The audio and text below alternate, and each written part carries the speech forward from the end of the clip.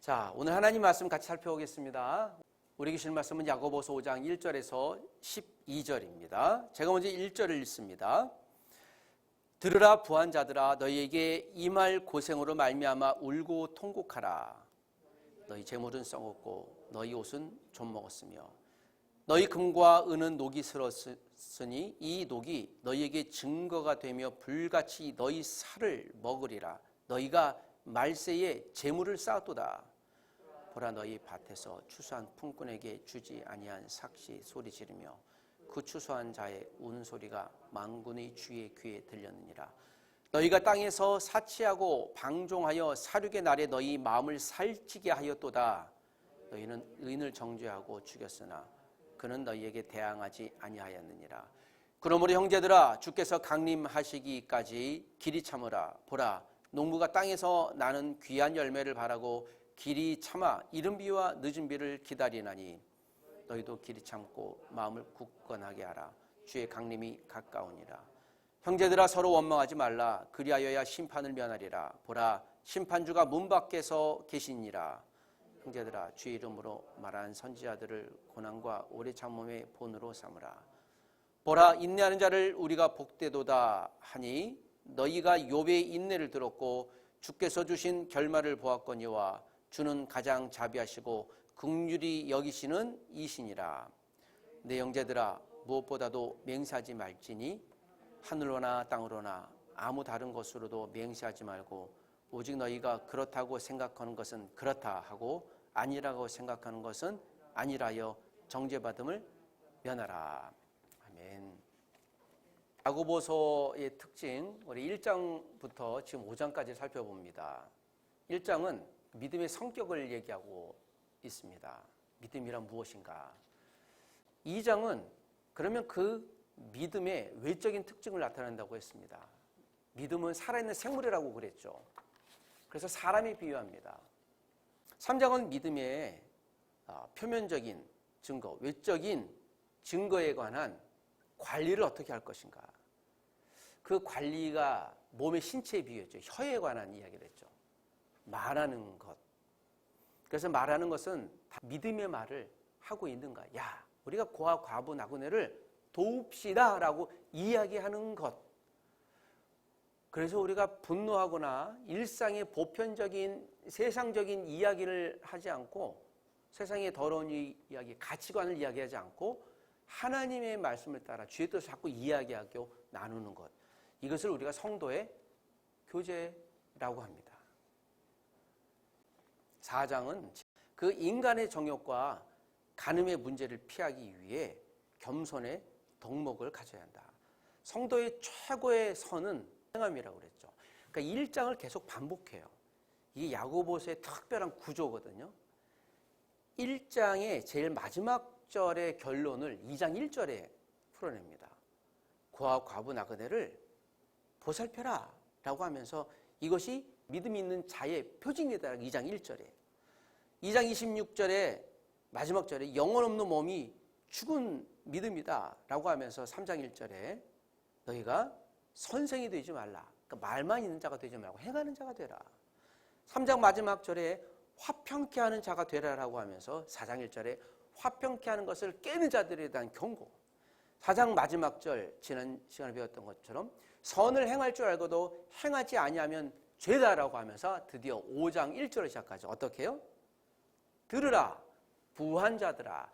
즉 1장에 있는 1차적인 대상자, 교회 안에 부요한 그리스도인들이 믿음의 행함을 하지 않고 말을 더럽게 하고 하나님의 뜻을 행하지 않는 것에 대해서 마지막 5장에 이제 결론을 확언하는 거죠.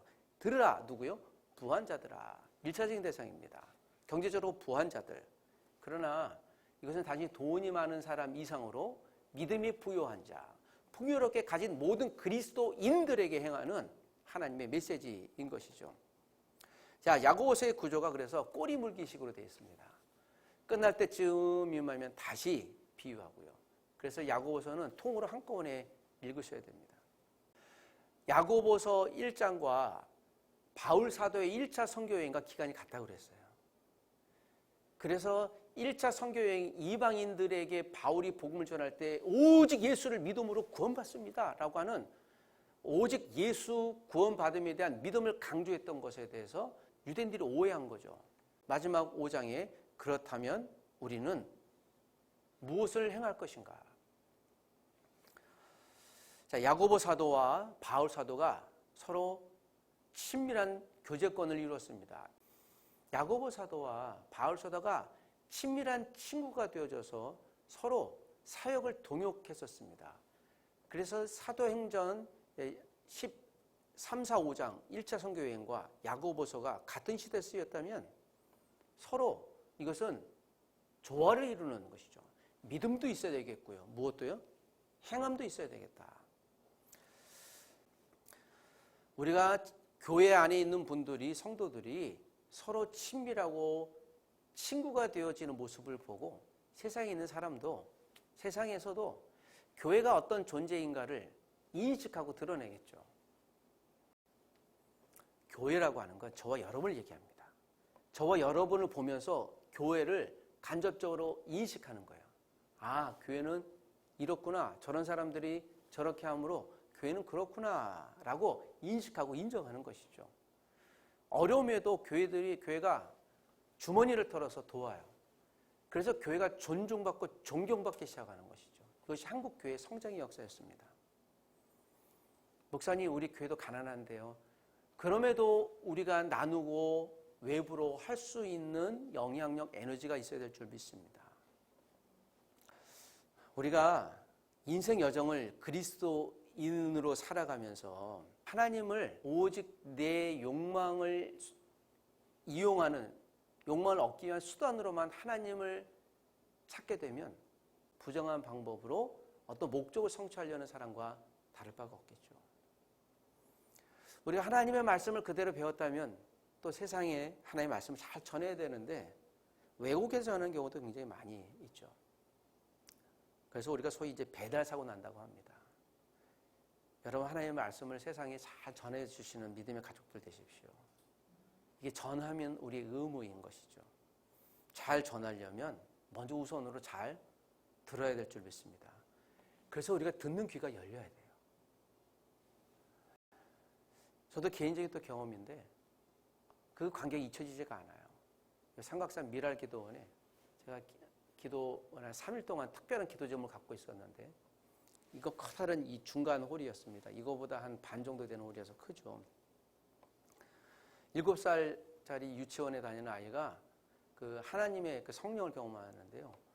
아이가 오더니 자기가 그 죄를 회개하는데 예배 끝나고 와서 잠깐 쉬는데 엄마하고 같이 있는데 엄마 집사님은 이렇게 그냥 특별한 감정 없었는데 이 아이가 그 방에 들어와서도 혼자 구석에 가서 두 손 들고 하나님 제가 죄인입니다 하고 회개를 해요. 쉬지 않고.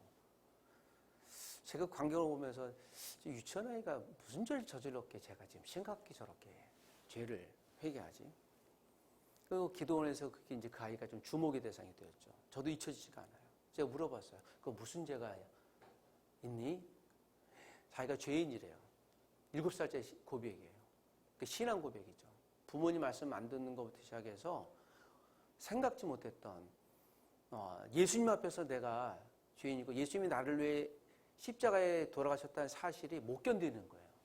7살짜리가 이런 고백을 할 수 있다면 하나님의 영은 나이와는 관계없이 충분히 임할 수 있겠구나. 우리 자녀들이 성령 충만하게 될 기도해 주시길 부탁드립니다. 먼저 저와 여러분이 다시 한번 성령 충만을 날마다 경험하기를 원합니다. 그래서 우리가 기도해야 되는 것이죠. 내가 먼저 체험받아야 될 줄 믿습니다. 자, 5장에 있는 결론적인 말씀은 교회가 갖는 서로의 친밀한 친구됨을 통해 세상 사람들이, 세상이라는 존재가 교회를 어떻게 인식할까? 그런 의미 속에서 우리는 친구됨의 행동이 필요하다. 자, 서로를 채워주는 친구된 공동체로서 교회에게 주시는 야고보서 5장의 결론적인 메시지입니다. 첫 번째 메시지가 1절에서 6절까지인데요. 부자들에게 주시는 하나님의 메시지입니다. 자, 5장 1절부터 6절까지인데 1절을 다시 한번 읽으십시다. 1절 다 같이 시작. 들으라 부한 자들아 너에게 임할 고생으로 말미암아 울고 통곡하라. 자, 5장의 결론이라고 그랬습니다. 그래서 들으라. 그냥 부자들을 지시하는 것이 아니라 영어로 listen up 하는 거예요. 그러니까 귀를 쫑긋해서 당신들은 반드시 들어야 합니다. 1차적인 대상자가 어떤 사람들입니까? 부한자들. 무엇으로 부한자들인가요? 경제적인 부한자들이에요. 야고보서에 1차적인 대상자들은 교회 안에 있는 그리스도인, 특별히 유대인 출신으로 그리스도인이 됐는데 그들이 하나님의 말씀을 왜곡하거나 아마 가짜 그리스도인들도 있었을 것 같아요. 유대인으로 정체성을 지키면 내가 율법을 지켜야 돼서 가난한 자들을 의무적으로 헌금해야 되거든요. 그래서 교회 안에 들어오면서 예수님만 믿으면 구원받는데 라고 하는 바울 말씀을 오해해서 아마 구석에서 그리스도인으로 어쩌면 비유하면 주일 예배에만 잠깐 참석했다가 그들은 아마 11조도 안 하고 주일 헌금도 안 하고 구정금도 안 했을 것 같아요. 비유하자면. 야고보 사도가 여기에 대해서 그들에게 굉장히 불쾌함을 갖췄던 거죠. 왜곡하고 있었던 그들에게. 왜냐하면 다른 사람들이 그걸 보고 배울 수 있었거든요. 그 위험한 자들이에요. 1차적인 대상자들이 부한자들아 너희에게 임할 고생으로 말미암아 울고 통곡하라. 이건 미래형입니다. 부한자들이 무엇으로요? 너희에게 앞으로 오게 될 고생은 무엇일까요? 그걸 울고 통곡하래요. 무엇일까요? 울고 통곡한다라는 말은요. 구원에 관한 거예요. 그걸로 야고보 사도가 그들의 구원을 지금 의심하고 있는 거죠. 너희들이 구원받았다고 하는데 고아, 과부, 나그네도 보살피지 않는 여러분들의 믿음은 과연 하나님 나라에 갈 수 있을 것인가? 라고 심각한 도전을 하고 있는 것입니다. 그러면서 2절에 너희 재물은 썩었고 격하게 평가합니다. 너희 옷은 좀 먹었고 3절에 너희 금과 은은 녹이 슬었으니 여러분 금과 은이 녹이 슬나요? 이 녹이 슬 수가 없죠. 의미가 없다는 거예요. 이 녹이 너희에게 증거가 되며 불같이 너희 살을 먹으리라. 너희가 말세에 재물을 쌓도다. 야고보 사도가 재물에 관한 이야기를 다시 끄집어내죠. 4절에도 보라 너희 밭에서 추수한 품꾼에게 주지 아니한 싹시 소리 지르며 그 추수한 자의 우는 소리가 만군의 주의 귀에 들렸도다. 추수한 품꾼, 교회 밖에 있었던 이 당시 큰 지주들이나 풍요로운 자들은요, 가난한 자들이 일당을 받고 사는 사람들이 많았거든요. 지금으로 얘기하면 아르바이트 하는 사람들, 비정규직들. 그래서 급여를 안 주거나 조금 주거나 해서 왜곡했던, 핍박했던 경우가 비일비재했어요. 교회 밖에 있는 사람들은. 그런데 이것이 교회 안에 있는 성도들에게 주신 말씀이라면 교회 안에 있는 성도들에게 어떤 부유한 자들이 이 같은 악당 같은 일을 하고 있었다는 것이죠. 어찌 이럴 수 있을까? 그래서 5절에 너희가 땅에서 사치하고 방종하며 사륙의 날에 너희 무엇을 살찌게 했도다. 마음을 살찌게 했다. 그러니까 이분들이요, 마음이 지금 평안한 거예요. 헌금도 안 해도 되고 연약한 자들 보살피지 않아도 되고 내가 돈을 벌고 이 쌓여지는 것으로 너무 좋은 거예요. 맨날 쌓여지는 통장에 공짜 하나 더 붙으면 행복한 거예요. 이것을 하나님의 축복을 생각한 거죠. 하나님 감사합니다. 야고보 사도가 그들에게 찝는 거죠. 여러분들 구원 받았는지 내가 의심하겠다. 이건 최악의 평가죠. 10년, 20년 교회 나와 봉사하고 심지어는 목회자 가서 설교도 하는데 야고보 사도 계셨다면 당신이 구원받는 사람입니까? 당신의 정체성이 의심됩니다. 모든 것이 다 무너지는 상황이에요. 이 정체성이 무너지는 상황에서 오늘 야고보 사도가 부한자들을 질시하면서 여러분 혹시 지금 여러분들 생각하시기에 혹시 여기 장고가 뒤에 공이 몇 개나 되시나요? 갑자기 마음에 좀 불편함이 있죠. 이제 은행 잔고를 얘기하니 송구합니다. 이 여기서 얘기하는 마음을 살찌겠다는 마음에 중심을 둬야 돼요. 내 은행 잔고가 0으로 되어 있을지라도 마음에 불편함이 없을 수 있어요. 그래서는 안 된다는 것이죠. 이 공짜가 셀 수 없을 정도로 쭉 있으면서 나는 안전해 라고 하는 이 왜곡한 자들에게 특별히 또 주시는 말씀이에요. 이것은 무엇일까요? 그리스도인이 되었다면, 여러분 예수님이 승천하신 지 13년, 4년 정도 되어진 시점에 이 본문이 쓰여졌어요. 그러므로 이들 중에 어떤 이들은 주님이 승천하신 걸 본 사람이 8번 있었을 거예요. 그런데 그들이, 여러분 예수님이 부활을 본 그들조차도 10년이 지나니까 이제는요, 믿음이 어떻게 됐습니까? 왜곡된 거죠. 그리고 6절에 너희는 의인을 정죄하고 죽였으나 그는 너희에게 대항하지 아니하였도다. 그 의인은 하나님을 제대로 믿었던 가난한 자들을 얘기한 거죠. 부한 자들이 얘기를 합니다. 부한 자들이여, 여러분 믿음으로 정직하십시오. 그래야 세상 사람들이 보고 배울 것입니다. 교회를 그렇게 평가할 것입니다. 제가 존경하는 마틴 로이드 존스께서는 모든 가르침과 모든 진리의 교리는 성경 말씀에 비추어 점검되어야 된다라고 얘기를 했어요. 우리의 모든 행동과 삶이 과연 성경이 말하는 바를 따르고 있느냐, 우리가 성경이 얘기하고 있는 바에 따라 행하고 있는 거예요, 하고 있느냐를 의미하는 것이죠. 여러분, 우리가 교회가 연약하고 가난한 자, 궁핍한 자를 돕게 존재하는 게 아니에요? 안 해도 돼요? 그 교회 존재 자체 목적이 아니에요. 교회 존재 자체 목적은 무엇입니까? 하나님을 예배하는 유일한 요구 한 가지만 있어요.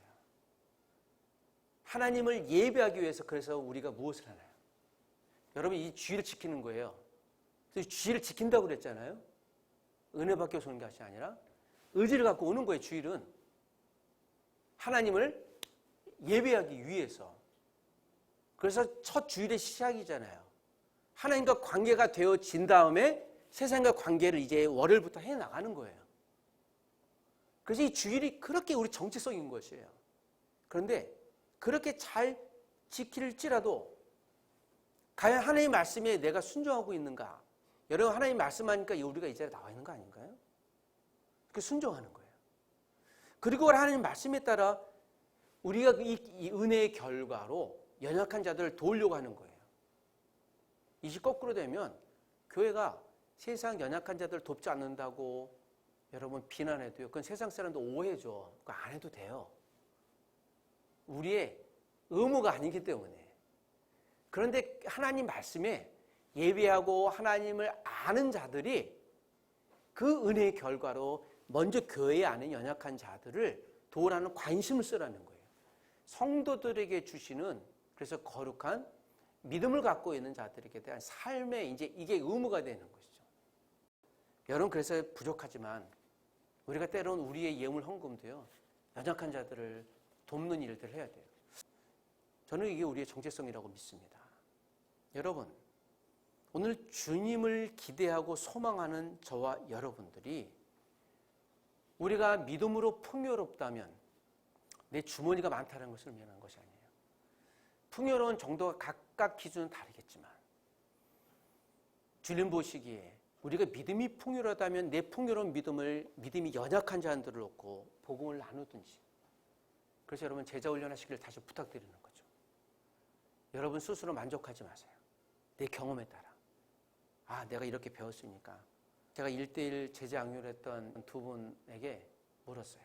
이제 코로나도 거의 끝났으니 당신에게 배운 바를 한 사람을 택해서 8개월 동안 가르치세요. 여러분, 저에게 배운 바가 맞다면 하셔야 됩니다. 그 의무를 드렸어요. 근데 한 분은 답이 없어요. 가만히 있어요. 한 분은 하겠다고 그래요. 제가 그러죠. 하나님이 당신들을 가르쳤다면 당연히 주셔야 됩니다. 우리가 은혜를 받았잖아요. 그럼 받은 것을 어떻게 해야 돼요? 여러분, 나누라고 가르쳐 주신 거예요. 그게 저한테 배운 것이 아니라. 그렇다면 나눠줘야죠. 십자가 복음을 내가 혼자만 갖고 있으면 여러분, 여기에서 우리가 곰수입니다. 여러분, 들어온 게 있으면 나간 것이 돼요. 호흡을 하게 되면 뱉어야 되는 것이에요. 그래서 여러분, 퍼져 눕기만 하면 죄송한데 살만 찌게 마련이에요. 에너지가 나가야 돼요. 생각이나 마음이나 배운 바가 있으면 가르쳐야 되는 것이죠. 먹은 게 있으면 운동해야 되는 것이죠. 생각하는 것이 있으면 행동하는 것이 있어야 되겠죠. 두 번째 메시지는 5절, 7절에서 11절에 있는 말씀입니다. 이것이 또 1절에서 6절까지 또 한 번 결론이에요.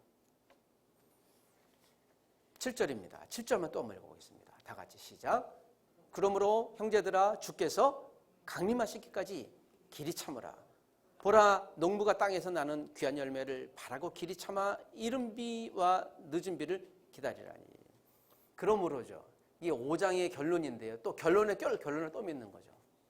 야고보 사도께서 지금 강조에 또 한 번 강조를 합니다.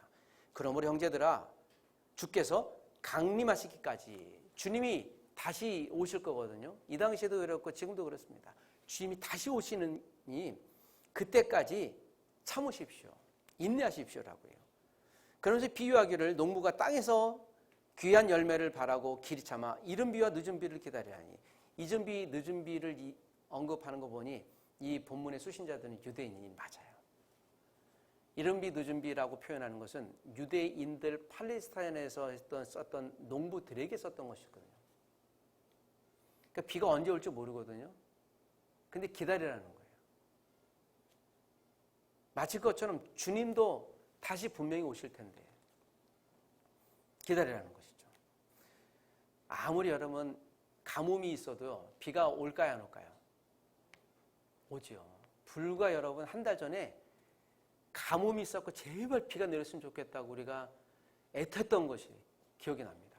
정말 불볕 같고 이게 그래서 비가 좀 내렸으면 좋겠다 하는데 이 세상에 서울의 비가 80 몇 년 만에 하루 강우량이 제일 많았잖아요. 그게 물난리가 났잖아요. 비는 와요. 또 해가 뜹니다. 그래서 기다리라는 거예요. 마치 주의 강림, 재림을 우리가 지금 풀려지지 않는 문제, 내가 그리스도인으로 사는데 답답하고 여전히 그리스도인으로 사는데 문제가 풀려지지 않아서 이 문제 덩어리가 1년, 2년, 10년처럼 되는 것 같은데 그래도 기다리라는 말씀을 합니다. 확신을 갖고 기다리라는 거예요. 8절에 너희도 길이 참고 마음을 굳게 하라. 주의 강림이 가깝다. 그러면서 9절에 형제들아, 우리 가족 여러분 서로 원망하지 말라. 다시 우리가 서로 기다리고 인내하는데요, 뭐 뜻이 이루어지지 않는다고 막 서로 원망하고 답답해하는 것.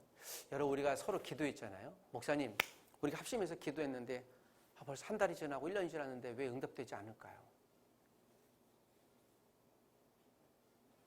아니 집사님, 그래 기도할 때 그래 금식도 하고 하셔야지. 그거 안 했잖아요. 그 목사님 그래도 한 이 정도 했으면 되는 거 아니에요? 목사님이 기도한 거 아니에요? 하고 서로 다툼이 건방있을 수 있는 거죠. 우리가 사실 하루 이틀은 참을 수 있어요. 기대할 수 있죠. 한두 달은 좀 참을 수 있어요. 정말 1년, 2년은 인내할 수 있죠. 그 다음부터는 폭발합니다. 이게 돼, 안 돼? 라고 하면서 이게 우리의 본능과도 같죠. 그러니까 기다리는데요, 인내하는데 우리는 의지를 갖지 않으면 할 수가 없는 거예요. 그래서 원망이 생기죠. 10절에도 형제들아 주 이름으로 말한 선지자들의 고난과 오래 참음의 본을 삼으라. 우리가 요새 예레미야를 묵상하고 있잖아요. 예레미야 선지자가 40년 동안 사역을 했는데 예레미야 선지자의 말을 그 4명의 왕들 중에 한 명도 듣지 않아요. 아우 징그럽게요. 그 심지어는 예레미야는 구덩이에도 빠져서 감옥에도 가고 그래요. 막 고난당해요. 제가 이걸 보면서 야, 예레미야 선지자가 그렇게 얘기했는데도 한 명도 안 들었는데 예레미야는 전해야 돼, 안 해야 돼요? 하나님의 말씀은 계속 와요. 전하라고요. 이 예레미야가 얼마나 고난스러웠을까요? 저 배달 사고도 일으켜도 좀 됐을 뻔해요. 어차피 해도 하나님 쟤네를 안 듣는데 이스라엘. 내가 왜 전해야 됩니까? 그런데 전하라고 그래요. 왜일까요? 거기 숨어있는 들을 사람이 있었기 때문이죠. 때로 우리가 인내할 때 그래야 돼요. 우리 자녀들은 그렇죠. 부모님이 하시는 말씀을 무엇으로 듣습니까? 한두 번은 사랑으로 듣고 세네 번은 교훈으로 들었고 그 다음부터는 세 글자, 잔소리가 되어지죠. 자, 여러분 우리가 하나님의 말씀도 그렇게 들을 수 있어요. 처음으로는 사랑을 듣고 인내하지만 이게 잔소리로 들려주는 순간에 하나님 관계가 우리가 다시 생각해야 돼요. 이건 우리의 문제인 거죠. 형제들아 오래 참음의 본을 삼아라. 그래서 11절에 보라 인내하는 자들을 우리가 복되도다 하나니 너희가 누구의 인내? 욥을 끌어오잖아요. 욥이 인내를 들었고 주께서 그의 결말을 보았거니와 라고 얘기를 합니다. 욥이 인내. 욥은 어떤 사람이에요? 제가 읽어보면서 욥을 다시 봤는데요. 제가 욥기 보는 관점은 굉장히 불편해요. 여러분 욥이 당한 고난은 테스트입니까? 템프테이션입니까? 시험입니까? 유혹입니까? 시험이에요, 유혹이에요. 욥의 입장에서. 사단이 공격했잖아요. 공격은 사단이 했잖아요. 그러니까 이건 유혹이죠. 템프테이션이죠. 그런데 이 사단에게 욥을 시험하라고 누가 허락해 줬어요. 그러니까 이건 욥의 입장에 또 테스트예요. 욥은 죄진 게 없어요. 그런데 가만히 있는데 어느 날 자녀가 죽고 몸에 병이 들고 재산 다 해서 가만히 있는데 여러분 시험이 이렇게 올 수 있는 거예요. 그래서 우리가 당하는 시험은요 다 뭐예요? 영적인 세계에서 일어난 어떤 행위예요. 그리스도인들에게는. 그래서 여러분 시험을 당할 때 우리가 무엇을 해야 됩니까? 그래서 기도가 필요한 거예요. 절대적으로 필요한 거예요. 하나님 내가 당했는데 알려주십시오. 이거 왜죠? 라고 물어야 되는 거예요. 방법을 통해서 이길 수 있는 것이죠. 어떤 의사가 내가 고칠 수 있는 환자의 병을 못 고쳐요. 실력이 부족한 게 아니에요. 그 그리스도인 의사가 기도하는 거죠. 하나님 이 뜻은 무엇입니까? 라는 것이죠. 여러분 우리에게 있어서 모든 그리스도는 100% 맞아요. 이 모든 시험은요 기도할 문제예요. 하나님 앞에. 이게 사단이 주는 거라면 어떻게 돼요? 이건 목숨을 걸고 맞서 싸워야 되는 거예요. 내가 이 일을 이 사단아, 이놈의 새끼, 나쁜 놈 하면서 이겨야 되는 거예요. 그러나 하나님이 준 테스트면요. 하나님, 어렵지만 인내하고 순종하며 기다리겠습니다. 그러니까 이 분간이 안 되면 그때부터 우리가 골로 가는 거예요. 하나님께 멱살하고 하나님을 교회를 떠나든지 사단에게 순종해서 전보로 가든지. 요새 이제 그런 얘기 종종 들으면서 이제 불쾌하기 시작하죠. 점을 봤더니 틀릴 말이 없더라. 이런 얘기를 교회 다니시는 분한테 제가 가끔씩 들으면은 막 분노가 나지, 화가 치밀어요. 그래서 여러분 로또 사지 말고 제발 점 같은 거 보고 믿지 마세요. 여러분 사단도 능력이 있어요, 없어요? 능력이 있습니다. 그렇다 사단을 믿는 게 아니죠. 결국 사단도 여러분 지옥 가는 존재예요. 그러니까 악당이 악당도로 타는데 우리가 그 쫄게 가서 따를 이유가 없는 것이죠. 욥의 인내를 보라고 하는 것이에요.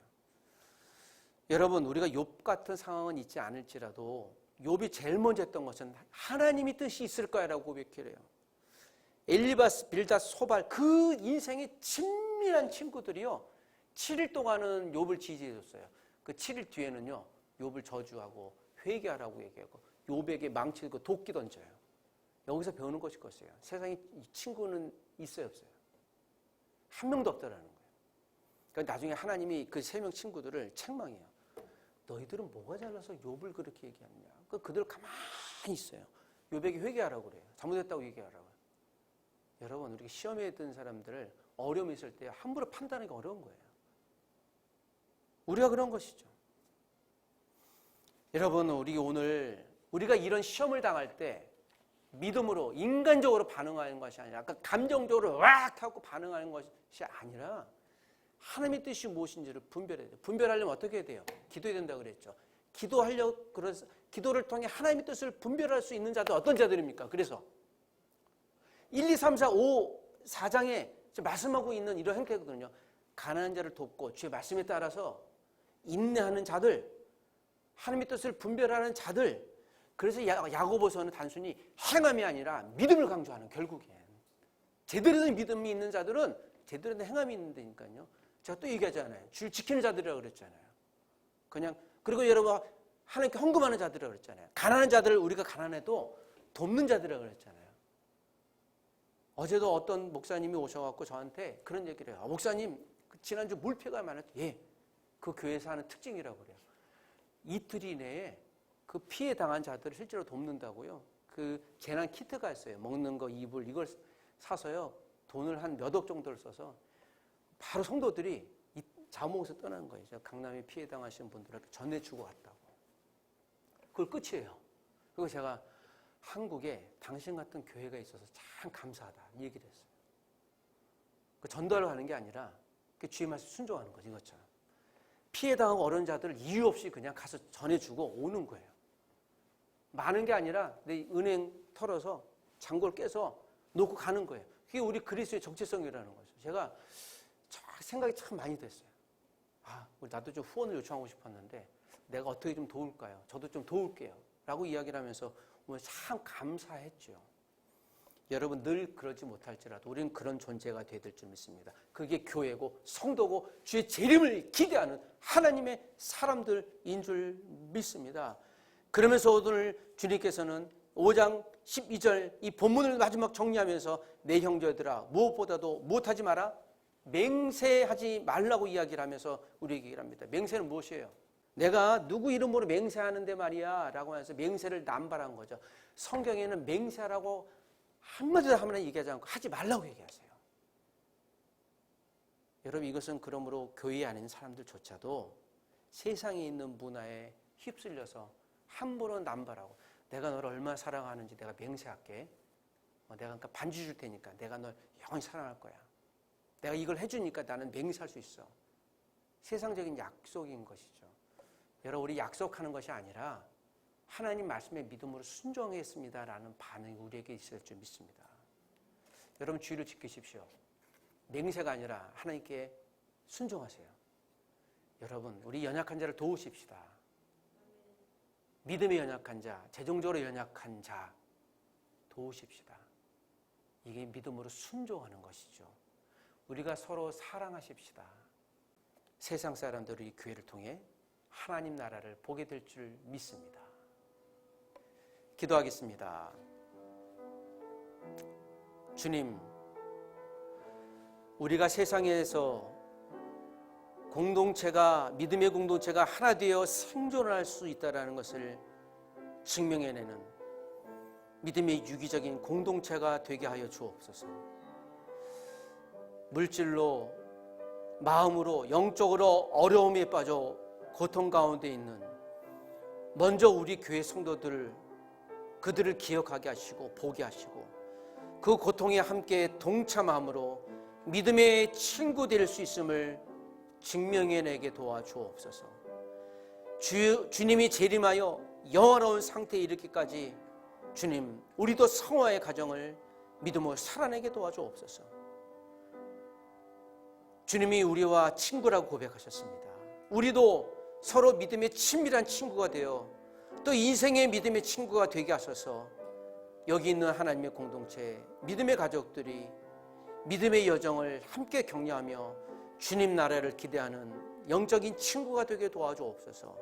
이 광경을 지켜본 세상에 있는 사람들이 하나님의 공동체가 무엇인지 배우게 하시고 그들 중에 하나님이 예비한 사람들을 불러주셔서 또한 주님의 자녀가 되게 하시고 믿음의 친구가 될 수 있도록 사용하여 주시고 우리를 그러한 통로가 되게 하여 주시옵소서. 예수님의 이름으로 기도합니다. 아멘.